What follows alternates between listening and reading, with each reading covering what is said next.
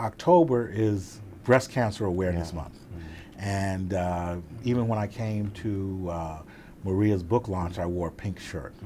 I had a first cousin pass away of breast cancer. Her son is here today. He's getting ready to get married to a Filipino in a couple of months. He's staying with me, and we all feel that. I work for Secretary Rice. She lost her mother to breast cancer.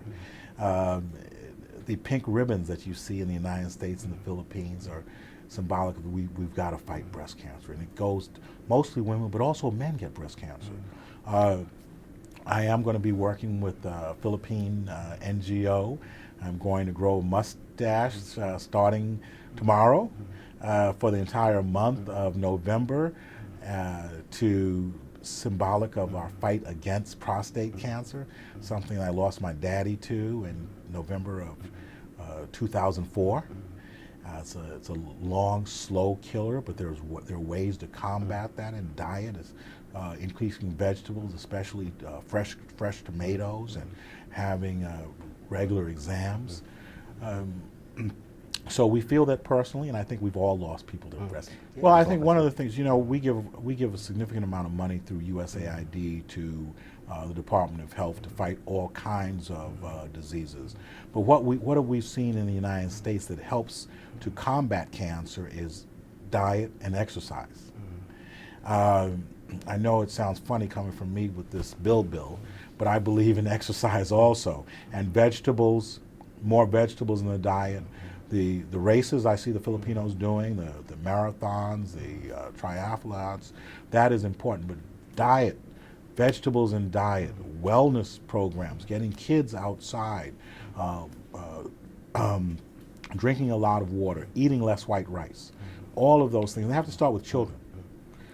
Those are eating, having antioxidants. Grabbing a bowl of blueberries, things like that will help people live not only longer, but you want them to live a healthier life. Well, clearly, I wouldn't compare Singapore and the Philippines. It's apples and oranges. You have a much larger population, much more diverse. You have greater islands. The situation here is more doctors, more nurses that can stay here, but that means more hospitals. Encouraging people to visit doctors, get treatment at early stages. That is very, very important. To be able to do that, you have to have clinics throughout the country, and you have to have lower costs for prescriptions so that people are able to purchase them. And for their health cards, those things have to be done in an honest and transparent manner. I think that's a generalization. I lived in India, as did Maria.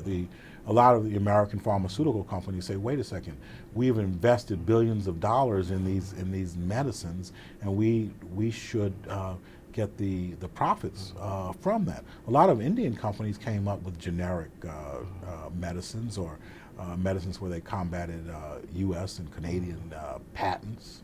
But that doesn't stop Filipino doctors and pharmacies from doing their own research. What is stopping that is the top type of public and private investment in a healthcare system, in doctors. But prevention is still the best way. Anytime you're taking a prescription med, that's changing your system. What you want people to do is have a healthy lifestyle so that they do not have to take these prescriptions unless absolutely necessary, and that needs a lot of education and cultural changes.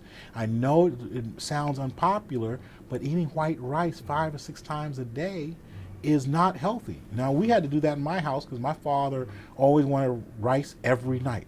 Okay, he was skinny his whole life. Okay, but it's not healthy. Diet, exercise, prevention, early access to health care, especially neonatal care, and the other thing is dental care.